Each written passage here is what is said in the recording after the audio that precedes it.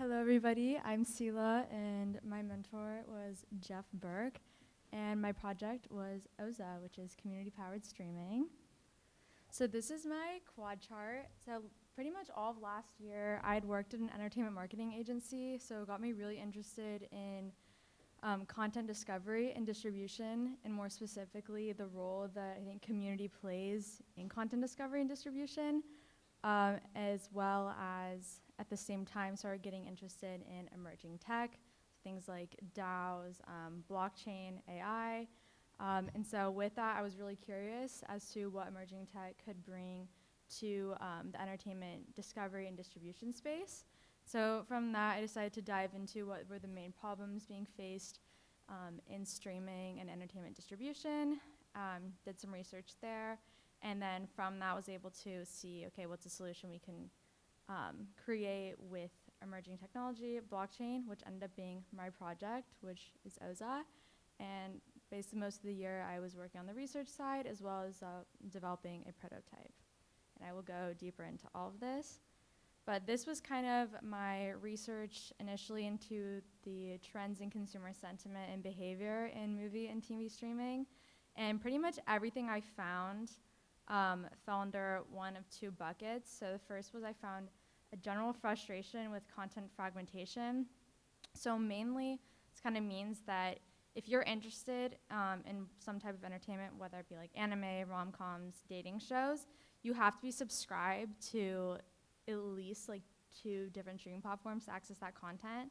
So someone's like, oh, I'm into anime, I have to see all of the different things that all the other anime people or people who are into anime are watching. I have to be on Netflix, Hulu, Paramount Plus, Crunchyroll, Paramount, like, etc. There's so many. And then as well as a frustration with algorithmic recommendations. So we found that in a study done by, I think it was PwC, that 58% of streamers are dissatisfied with the algorithmic-based recommendations, and they feel like they don't align with their preferences. And 41% feel that recommendations lack genre, language, or cultural diversity. And so then amidst all this, people being frustrated, they don't know what to watch. We're seeing an increased reliance on external platforms for recommendations. So people are going to Reddit, going to Twitter, asking friends and family, okay, what do I watch? Instead of just going on Netflix and trusting those recommendations that are coming right to you. So my question from this was, how can we leverage social networks to enhance recommendations in the overall streaming experience? And in this, how can we actually incentivize users and fairly reward them for the value that they bring by providing their recommendations? And so that is what resulted in OZA, which is basically a platform where any community can design their own streaming hub to discover, enjoy content, and earn rewards together. And in short, I would say, so instead of going to asking friends or going to Twitter or Reddit to find out what to watch, the platform already is just made up of the content that those people are watching. So easier way to say it is if you think of any community that you're in, UCLA student, engineering student, if you are a Yogi fan of Adam Sandler, you can immediately go into these hubs and see what other people in those communities are watching and recommending. So I'm going to go through this really quickly, but a little demo so you get a better idea. See. There we go. So this kind of shows you an idea of like all the different hubs, and there's a lot of diversity between them. So we want to open up a lot of opportunity to really make like a Netflix that feels native to whatever the community. So if you're an anime, you can customize a theme. Here's another one. So you get the idea that they all really feel very custom and kind of like your own home. And then one more. So you basically plug into anything that aligns with your interests. And so I'm going to go into this one. And so one of the main things for the recommendation system is you can go in, you can immediately see what are the top titles being streamed by people in those communities that they're actually watching. So this one's kind of an example of like people who are into like 2000s rom-com. So you can see, okay, these are the actually things that they're watching and recommending. And then similar to Spotify, users can actually make playlists of movies. So it's kind of replace what you're seeing as you're like scrolling through Netflix. And this is really meant to be obviously kind of like a curation, creative opportunity, and to really get into like the more nuanced tastes that algorithms can't really replicate in terms of recommendations. So this is sort of how you're being able to help the algorithm and recommendations. And then while you can watch shows by yourself, you can also plan watch parties, so users can watch together.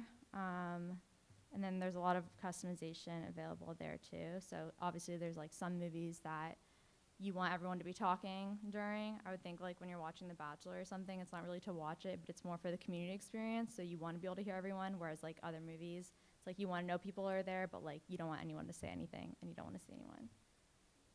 That is that. And then also there's like a linear TV component. So kind of like with Spotify watch or listening parties, you can add to like a queue of something that's always going. So if you're like, okay, I want to jump in, same ways like when you're turning on your TV, there's something that the community is kind of collaborating on this linear channel.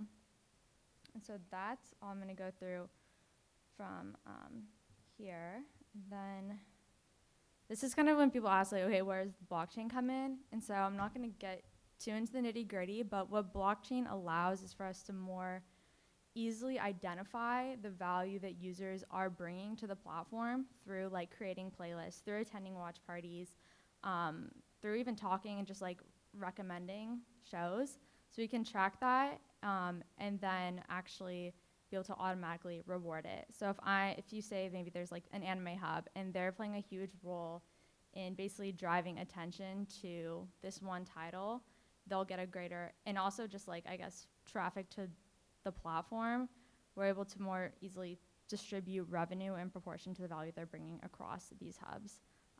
And this gets a lot more like, I guess, detailed later on too, because then for individual users, you're also able to like offset subscription fees. So say I'm a person and I'm making a lot of playlists for all these communities, we're able to see that, and your subscription fee could be lowered proportionally to that. So that's kind of that component. But in short, I think I kind of view this as now by doing things that communities are naturally enjoying. So maybe I'm in like the Greenpeace hub, which is about like cares about climate change. We're watching those kind of movies together, having those discussions, making those recommendations. Now we're able to capture a percentage of the revenue that we can choose to donate towards organizations or like anything, trips we want to go on.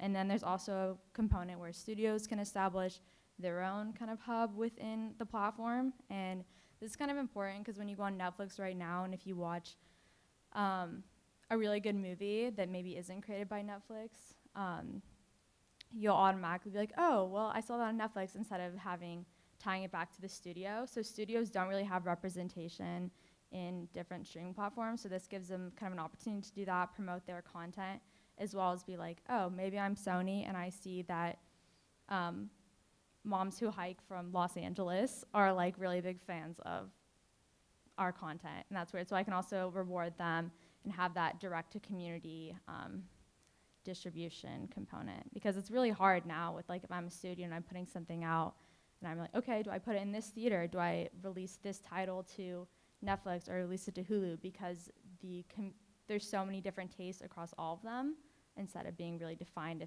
as you want to target niche communities. So these are sort of the benefits on both sides. So I tried to kind of find something that equally can meet the needs being faced on the studio side and distributor side, as well as consumers. So obviously enhance content discovery, eliminating endless scrolling on platforms, more reward opportunities just by naturally doing things you're already doing, talking about movies, recommending, obviously membership in a community, as well as kind of creative expression I see through like curation.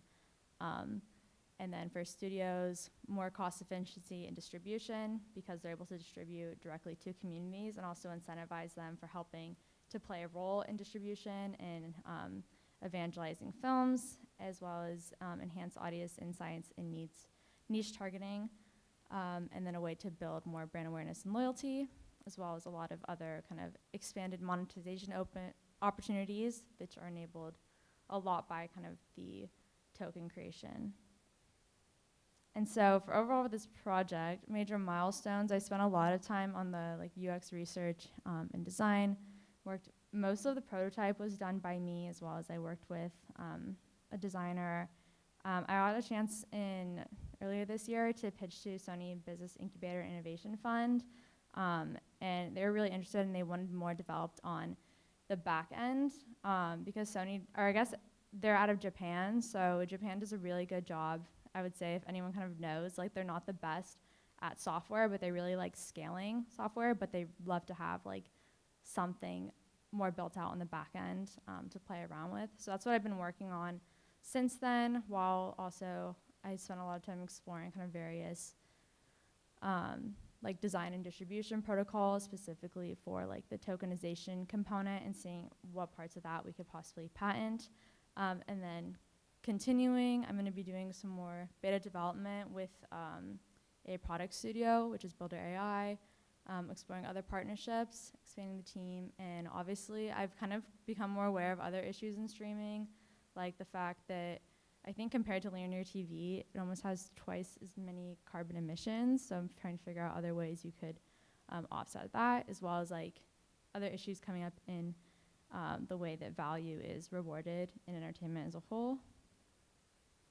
And overall, I think takeaways from this, first, I think building obviously anything is really tough, but especially I think in blockchain and Web3, it's pretty interesting first just because of the volatile sentiment. So one day, like kind of the same thing you're seeing with AI right now, like you drop the word Web3 blockchain and it's a big like buzzword, it's super exciting. The next day it's like huge red flag. And it usually depends on like other players in the ecosystem, for example, like FTX. And so it's like everyone gets really excited.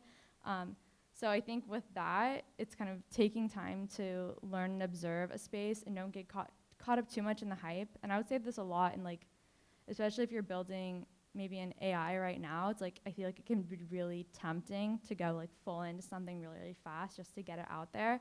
But I think kind of observing the ebbs and flows of the space, not being like, oh, there's a lot of funding in this area, I'm gonna try to do that really quickly, because as I've seen like a lot in crypto, like 90% of the stuff has already like kind of burn and bust, and there are like valuable things there, but I think that's the people who are building slowly and watching. And I spent over a year really like trying to learn about the space and get a good handle on like, I guess kind of the middle ground between where the general like market was and where the current one. And I think that's really important too, because as you go down a rabbit hole, I think it's pretty easy to be like, oh, we're gonna do all these things all at once, and then you kind of forget where the actual market is. And so I kind of showed you the vision of like what this platform is, but I think all of those components won't necessarily be in the MVP, but it'll be like back of mind. And so kind of building with the market as they start to get used to the technology. And then obviously I think staying open in your research is really important, especially I think in IRI, like you might feel like you have a really set plan for your research, but I think answers and inspiration can come from anywhere beyond just like your mentors. And then, yeah, last, just have a North Star and know why you're doing something. That was really important, I think, especially in IRI, like have a why. And for me, a lot of this was just bringing more connection and creativity into our daily lives. And the first is through entertainment. But that is for me. Thank you so much.